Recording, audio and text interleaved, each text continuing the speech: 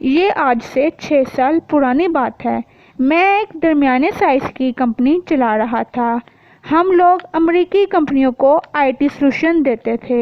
ہمارے سلوشن $10-15 ملکیت کے تھے، لیکن ہمارے گاہکوں کی تعداد زیادہ تھی، چنانچہ $10-15 ایک دوسرے کے ساتھ ضرب کھا کر بڑی رقم بن جاتے تھے۔ ہمارے کام کے ساتھ 300-350 لوگ وابستہ تھے۔ یہ لوگ اپنے گھروں میں بیٹھ کر کام کرتے تھے۔ ہم ان کا کام پول کرتے تھے اور اس کی نوک پلک سوار کر اسے انٹرنیشنل اسٹینڈرڈ کے مطابق بنا کر کمپنیوں کو بھجوا دیتے تھے۔ ہماری زندگی ہموار اور رواں چل رہی تھی، مگر پھر اچانک صدر اوباما نے پالیسیاں تبدیل کرنا شروع کر دیں۔ یورپ اور امریکہ میں پاکستان کا امیج بھی مزید خراب ہو گیا، لہٰذا کمپنیوں کو جوں ہی پتہ چلتا گیا کہ ہم پاکستانی کمپنی ہیں، وہ ہم سے رابطہ منقطع کر لیتی تھی۔ یہ سلسلہ بڑھتے بڑھتے وہاں پہنچ گیا جہاں ہمارا بزنس تیزی سے نیچے آنے لگا۔ ہمارے بینک اکاؤنٹ خالی ہو گئے، لوگ فارغ بیٹھ گئے اور ہم پریشانی سے ایک دوسرے کا منہ دیکھنے لگے۔ میرا صرف ایک سورس آف انکم رہ گیا اور وہ تھا صحافت۔ میں ان دنوں شدید ڈپریشن سے گزر رہا تھا۔ میں ڈپریشن میں ہمیشہ عجیب و غریب حرکتیں شروع کر دیتا ہوں۔ میں پیدل چل پڑتا ہوں اور چلتے چلتے بعض اوقات کسی اجنبی گاؤں یا دوسرے شہر پہنچ جاتا ہوں، یا میں ایئرپورٹ چلا جاتا ہوں اور مجھے جہاں کی فلائٹ مل جائے میں اس پر چڑھ جاتا ہوں، یا میں ٹرین میں سوار ہو جاتا ہوں یا کسی لوکل بس میں داخل ہو کر سارا دن اس میں گزار دیتا ہوں، یا پھر انتہائی پرانی تھکر ٹیکسی میں گھس جاتا ہوں اور اسے کہتا ہوں تم بس چلتے رہو، اور جہاں دل چاہتا ہے اتر کر چل پڑتا ہوں۔ ڈپریشن دور کرنے کا یہ طریقہ میں نے خود ایجاد کیا اور یہ کم از کم میرے سلسلے میں بہت کارگر ثابت ہوتا ہے۔ میں نے اس دن بھی یہی کیا۔ میں گھر سے نکلا، چوک میں گیا اور انتہائی تھکر ٹیکسی میں سوار ہو گیا۔ یہ 1987 کی FS گاڑی تھی۔ اس کا کوئی پرزہ ٹھیک کام نہیں کر رہا تھا۔ گاڑی آگے چلنے کے ساتھ ساتھ پھٹک کر دائیں بائیں بھی چل پڑتی تھی۔ ڈرائیور گاڑی سے بھی زیادہ بیمار اور بوڑھا تھا۔ میں نے اس ٹیکسی میں بمشکل 1000 میٹر سفر کیا تھا اور میرا ڈپریشن خوف سے تبدیل ہو گیا۔ میں ڈر گیا۔ میں نے ڈرائیور سے ٹیکسی روکنے کے لیے منتیں کرنے لگا۔ ڈرائیور نے بڑی مشکل سے بریک لگائی۔ میں نیچے اترا، جیب میں ہاتھ ڈالا، 500 روپے کا نوٹ نکال کر ڈرائیور کو دیا اور فٹ پاتھ پر پیدل چلنے لگا۔ میں نے تھوڑی دیر بعد محسوس کیا کوئی میرے پیچھے دوڑ رہا ہے۔ میں نے خوف زدہ ہو کر مڑ کر دیکھا۔ ٹیکسی کا ڈرائیور میرے پیچھے سرپٹ بھاگ رہا تھا۔ میں رک گیا۔ وہ بیمار اور بوڑھا تھا۔ وہ بڑی مشکل سے میرے قریب پہنچا، لمبے لمبے سانس لینے لگا اور جب سانس بحال ہو گیا تو اس نے گلوکر آواز میں کہا، سر میں آپ کے ہاتھ چومنا چاہتا ہوں۔ مجھے میری نام نہاد کامیابی نے اس لیول تک پہنچا دیا ہے جہاں میرے جیسے چھوٹے لوگ خود کو مقدس سمجھنے لگتے ہیں اور ہر شخص سے توقع کرتے ہیں یہ بھی میرا فین ہوگا۔ میں نے اس ٹیکسی ڈرائیور کو بھی اپنا فین سمجھا اور متکبر لہجے میں کہا، نہیں نہیں بابا جی، کوئی بات نہیں، میں بھی آپ جیسا انسان ہوں۔ ڈرائیور نے میری بات پر توجہ دیے بغیر کہا، سر مجھے 4 دن سے کوئی سواری نہیں ملی تھی۔ میرے گھر میں 2 دن سے فاقہ چل رہا تھا۔ صاحب آپ فرشتہ بن کر آئے اور مجھے 500 روپے دے دیے۔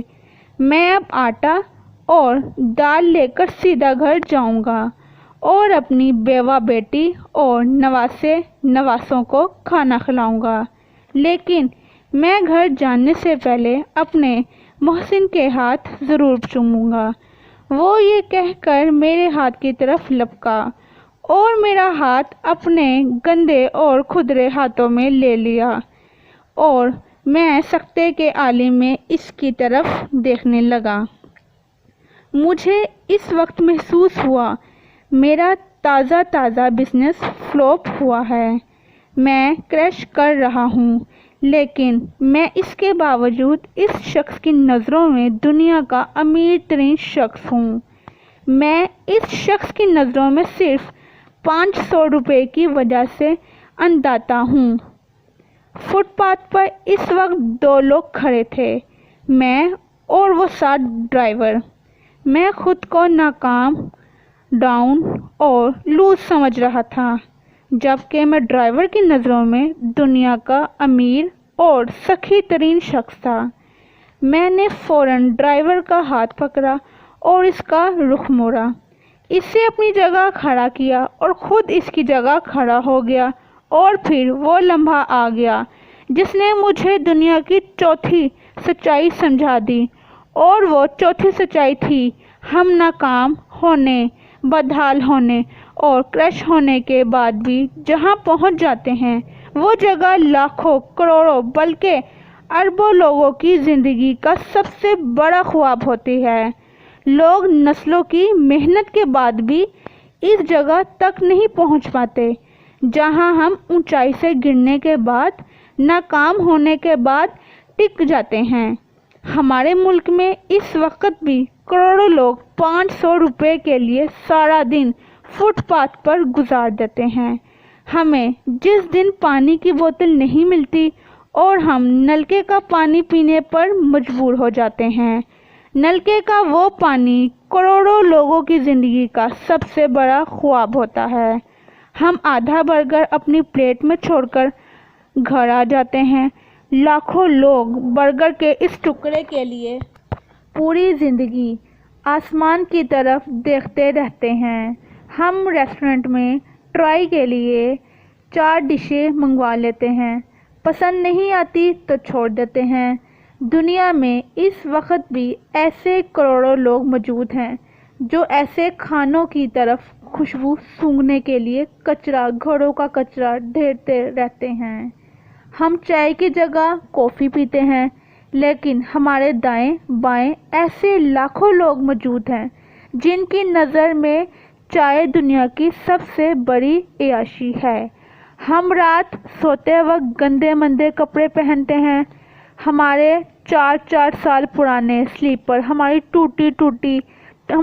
ٹوٹی ہوئی پلیٹیں، ہماری پھٹی ہوئی کتابیں، خراب کاپیاں اور ہمارے بچوں کی ناکارہ کھلونے، یہ بھی اربوں لوگوں کی زندگی کا سب سے بڑا خواب ہوتے ہیں۔ لوگ آٹے کے ایک تھیلے، گھی کے ایک ڈبے اور سر کے ایک دوپٹے کے لیے سارا دن لوگوں کی دہلیزوں پر بیٹھے رہتے ہیں۔ یہ مسرت ان کی زندگی کا سب سے بڑا خواب ہوتی ہے۔ یہ اس طرح تک پہنچنے کے لیے گر گرا کر دعائیں کرتے رہتے ہیں۔ ہم میٹرک پاس ہیں، ہم BA میں 3 درجے میں پاس ہوئے اور ہم نے 4 سال میں گھسٹ کر MA کر لیا۔ ہمیں منتوں اور دعاؤں کے بعد کلرک کی نوکریاں ملیں۔ ہمارے پاس صرف اسکوٹر یا صرف ٹوٹا ہوا سائیکل ہے۔ ہم FS گاڑی چلا رہے ہیں اور ہم 2 مرلے کے گھر میں رہتے ہیں، لیکن ہم نے کبھی سوچا دنیا میں کتنے لوگ ہیں جو 3 نسلوں سے 2 مرلے کے اس گھر کو ترس رہے ہیں۔ ممبئی اور کولکتہ میں آج بھی لاکھوں لوگ فٹ پاتھوں اور سڑکوں پر پیدل ہوتے ہیں اور پوری زندگی ان فٹ پاتھوں پر گزار کر انہی فٹ پاتھوں پر مر جاتے ہیں، اور میونسپلٹی کے سویپر ان کی لاشیں کچرا گاڑیوں میں لاد کر لے جاتے ہیں۔ آپ اپنی ٹوٹی ہوئی سائیکل خیرات کرنے کا اعلان کر دیں، آپ کے گھر کے سامنے دنگا ہو جائے گا، لوگ ٹوٹی سائیکل کے لیے ایک دوسرے کا سر کھول دیں گے۔ یہ ٹوٹی ہوئی سائیکل ان لوگوں کی زندگی کا بہت بڑا خواب ہے۔ آپ میٹرک کے بعد دائیں بائیں دیکھیں، آپ کو کروڑوں لوگ میٹرک کی صنعت سے محروم ملیں گے۔ یہ لوگ نسلوں سے ہائی اسکولوں کو حسرت سے دیکھ رہے ہیں، لیکن یہ اسکول کی دہلیز کے اندر داخل نہیں ہو پا رہے۔ ہمارے ملک میں کروڑوں لوگ کلرک کی نوکریوں کے لیے اپنے جیسے لوگوں کے تلے چاٹنے کے لیے تیار ہو جاتے ہیں، اور آپ کو کروڑوں ایسے لوگ بھی مل جائیں گے جو آپ کی فالتو بلی اور جرمن کتے کی خوراک کو حسرت سے دیکھیں گے۔ یہ نسلوں کے سفر کے باوجود اس خوراک تک بھی نہیں پہنچ سکے۔ ہمارے ملک میں آج بھی 99% لوگ ہوائی سفر نہیں کر سکے۔ یہ ایئرپورٹس کے لاؤنج میں داخل نہیں ہوئے۔ لوگ نسلیں خرچ کر کے بھی اس کھجور تک نہیں پہنچ پاتے جس میں ہم آسمان سے گر کر اٹک جاتے ہیں اور باقی زندگی شکووں میں گزار دیتے ہیں۔ وہ بوڑھا ڈرائیور میرے سامنے کھڑا تھا۔ میں نے اپنے دونوں ہاتھوں میں اس کے کھدرے ہاتھ پکڑ رکھے تھے اور زاروں کی طرح رو رہا تھا، اور وہ حیرت سے میری طرف دیکھ رہا تھا۔ وہ حیران تھا، میری جیب میں جب 500 روپے کے نوٹ ہیں تو پھر میں کیوں رو رہا ہوں؟ میں کیسے دکھی ہو سکتا ہوں؟ میں اسے کیسے بتاتا؟ میں ناشکری کے مرض میں مبتلا ہوں۔